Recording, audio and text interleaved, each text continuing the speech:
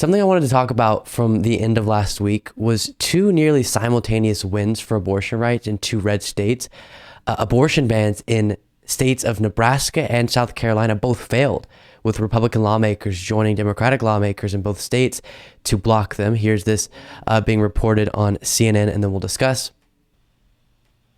New overnight, legislatures in two very red states failed to advance restrictive abortion bills just within hours of one another. It was conservative dissenters, actually, in South Carolina and Nebraska who helped block those bills.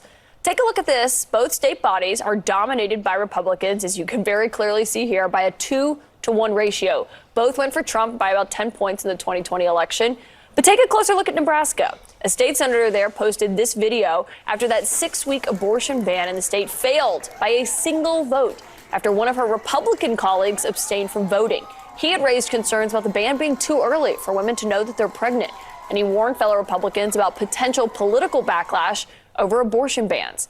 In South Carolina, where we've heard from lawmakers like Nancy Mace concerns about what those abortion bills could do to Republicans' chances in 2024, there, the state's 5 female senators filibustered on Wednesday against the bill that would have banned nearly all abortion. And then just a little bit more reporting on this. This is from ABC News.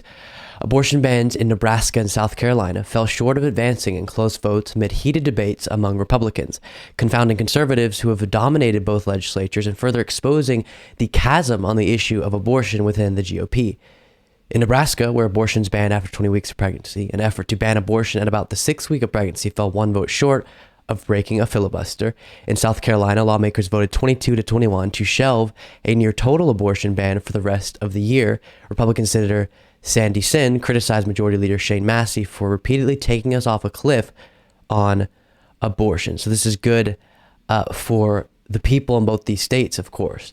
It's also super interesting, though, for what it means about the political reality of abortion rights. And seemingly, even some elected Republicans are starting to recognize this. It's something we've been watching super closely since the overturning of Roe v. Wade with the Dobbs decision, the way in which people are making their voice heard on this issue in favor of abortion rights in previous situations, such as Kansas, through direct ballot initiatives, but here through their elected representatives.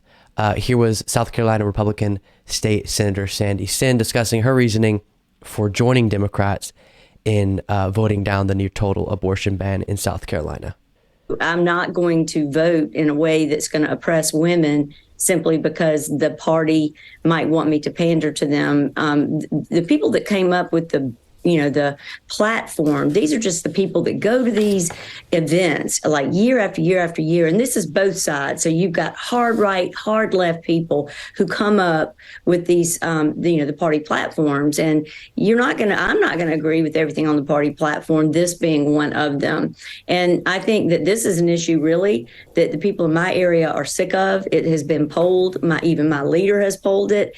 70% of Republican voters in my area would agree with me. And I stand at first trimester, so I'm not ridiculous either way, 0 or full out, until you give birth. But we couldn't get our 5 Supreme Court justices to agree. They all wrote separate opinions. You're not ever going to be able to get the full legislature to agree. So it needs to go on a ballot, and they refuse because they know they will lose. So you can hear her, they're recognizing that even moderates and many Republicans don't support the radical proposals being put forward by Republican lawmakers.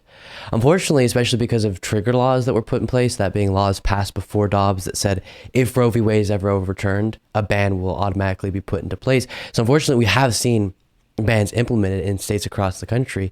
And for example, recently Florida Governor Ron DeSantis signing a 6-week abortion ban into law.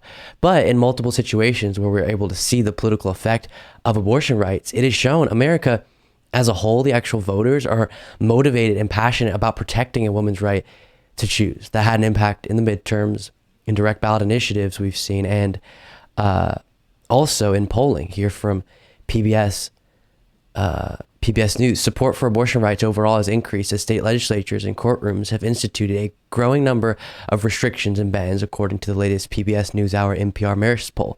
61% of the U.S. adults say they support abortion rights, marking a 6 percentage point increase since last June. So the fact that Republicans are still pushing with these, pushing forward, I should say, with these bans, in some cases successfully, in some cases, as we saw there, unsuccessfully, I think is going to make it a key issue in 2024. And because we've seen not only this issue be something in polls that people side with Democrats on, but it also is a motivator for turning out voters. Again, direct ballot initiatives, the midterms, the Wisconsin Supreme Court election results. It really could change the 2024 landscape in favor of Democrats. We will, of course, see how it all plays out in the future. Hopefully, though, we will see a resounding and clear message sent for abortion rights in the next election.